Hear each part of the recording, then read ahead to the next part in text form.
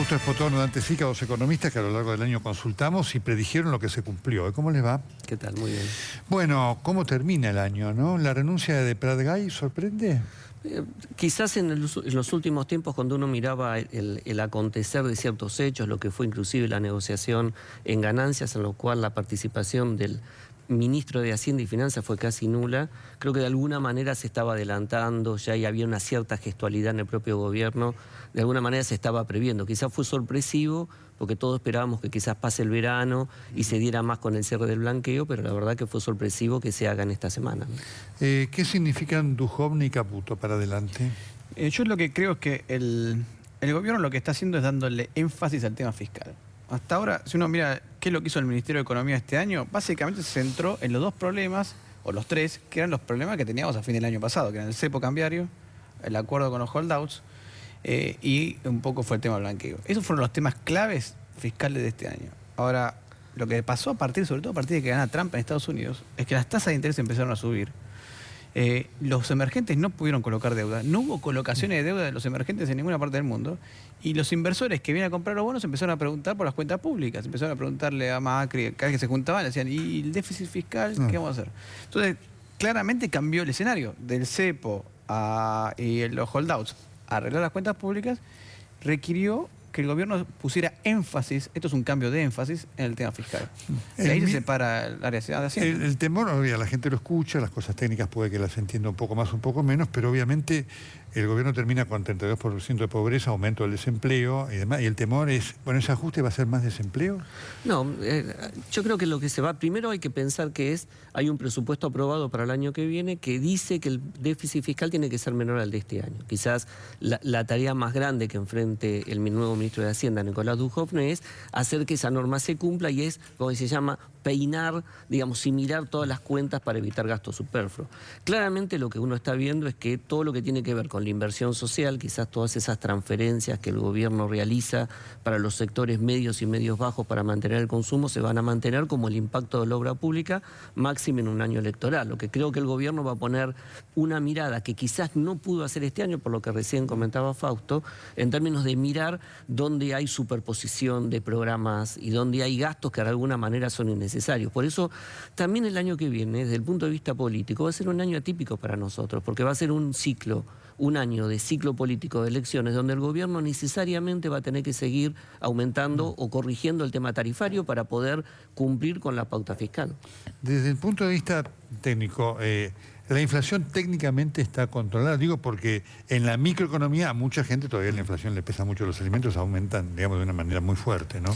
A ver, controlada no, porque la inflación está todavía muy alta, es una inflación alta, pero sí el Banco Central ha logrado, o por lo menos sí logró ir bajándola. En este segundo semestre la inflación promedio mensual fue de 1,5. Eso significa que si se repite 1,5 durante un año es un 20%. Entonces, el año que viene, la inflación entra el año que viene con una inflación del 20%. Ahora, posiblemente al principio suba un poco porque tenemos más aumento de tarifas y paritarias, y eso siempre hace subir un poquito la inflación. Pero yo creo que para el año que viene vamos a estar, no vamos a cumplir la meta del 17, pero cerca del 20 vamos a estar. ¿Qué va a pasar con el empleo? Yo creo que el empleo del año que viene recupera. ¿Por qué? Porque lo que vamos a tener, lo que pasa es que va a ser distinto por sectores. Claramente todos los sectores, lo que se llama en la economía construcción, comercio, el impacto que está teniendo el tema de la obra pública en sectores como es el sector energético, telecomunicaciones, son sectores que van a movilizar empleo. Vemos una recuperación del consumo real, el año que viene nosotros estimamos recuperación de salario y eso va a tener impacto en especial sobre todo el sector de bienes alimenticios, pero mucha creación de empleo en esos sectores. Quizás donde sí va a haber caída de empleo es en el sector industrial, pero que en parte se va a compensar con el empleo de estos sectores. ¿Y dónde en el sector industrial? Yo diría sectores que en el ciclo anterior estuvieron muy incentivados por el crecimiento de la economía cerrada, quizás algunos artificialmente, textiles, calzados, sectores que iban todo para la demanda interna, son los que quizás van a un sendero de recuperación más lenta y van con pérdida de empleo. Yo creo que ahí vamos a ver, en términos de la industria, quizás se igualen los datos, en promedio queden igual, pero algunos sectores como metalmecánica puede ser que recupere algo de la mano del sector automotriz y otros que caigan de la mano de textil, calzado y otros sectores. Ahora, ¿La actividad económica se va a recuperar? Yo creo que sí. De hecho, nosotros ya tenemos datos de 2 meses de recuperación de la actividad económica. Ojo, no estamos en los niveles del año pasado. O sea, estábamos en el primer piso, bajamos a planta baja y ahora empezamos a subir las escaleras. Subimos 3 o 4 escalones para arriba. Todavía no llegamos al primer piso, pero ya tenemos octubre, noviembre y diría prácticamente seguro que diciembre también va a haber crecimiento. Entonces ya empezamos a tener varios datos seguidos de crecimiento. Y eso se va a mantener para el año que viene. El año que viene hay muchos sectores que van a empezar a reaccionar con más fuerza. El primero es el agro. Ahí donde hubo un cambio serio de la normativa, hay menos retenciones, hay eliminación de restricciones para exportar. ¿Te acuerdas que estaba prohibido exportar prácticamente? Y eso va a generar un crecimiento de la cosecha al orden del 10%. Y eso solo genera un punto de crecimiento solamente entre el agro, más sectores vinculados como es agroquímico, metalmecánica vinculados al agro, etcétera, ¿no? Así que es muy probable que tengamos un crecimiento el año que viene. Usted es uno de los expertos del tema, por eso se lo pregunto. ¿El impacto de Brasil en todo este proceso dinámico de recuperación de la economía argentina? Brasil es la gran incógnita y es la necesidad de la región, pero en especial de Argentina, que vuelva a recuperar. Brasil hoy el problema no está en los temas económicos, está claramente en los temas políticos y en esta ya de alguna manera ola de corrupción que no solo ha tenido a los sectores de la oposición, sino también a los sectores del hoy oficialismo. Si usted mira, Brasil está enviando unas reformas estructurales muy fuertes. Ha congelado el gasto real, puede gustar o no, pero en términos de una enmienda, es casi una convertibilidad fiscal en una enmienda constitucional por los próximos 20 años. El Estado federal no puede crecer en términos reales. Está enviando un programa de reforma del sistema jubilatorio para poder darle consistencia al tema fiscal. Está haciendo una reforma fuerte en todos los temas de relaciones laborales.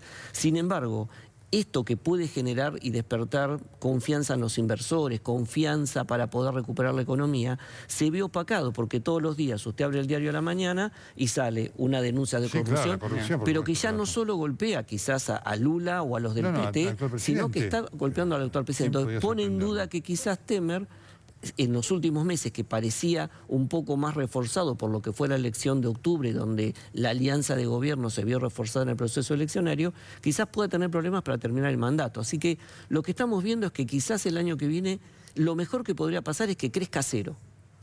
Ya que deje de caer, para nosotros es importante, y en especial automotriz, Alto Valle de Río Negro, toda la parte de Cuyo con los Olivos, sería importante que deje de caer. Bien, pregunta final para los dos. ¿Qué necesita la Argentina para poder combatir este flagelo de la pobreza que hoy tiene un componente estructural en la Argentina dramático? Lo que necesita es crecimiento económico sostenido, para lo cual tiene que tener una economía mucho más ordenada. Argentina sigue siendo una economía básicamente desordenada, con un Estado que desordena la economía. Acá no es... Argentina no tuvo crisis subprime o crisis.com. Todas las crisis económicas de Argentina fueron el Estado dejó de pagar o el Estado generó suficiente emisión monetaria para generar hiperinflación. O sea que el Estado es un desordenador de la economía argentina, no es un ordenador. Y eso debería cambiar completamente. Yo creo que para que Argentina tenga un crecimiento sustentable a largo plazo requiere inversiones. Esas inversiones requieren que tener una economía ordenada, o sea que no veamos en el futuro una crisis atrás de otra, y para eso requerimos que el Estado ayude y no desordene la economía. El gran tema es, yo comparto con Fausto, nosotros tenemos que tener un crecimiento sostenido en los próximos años, no más volátil.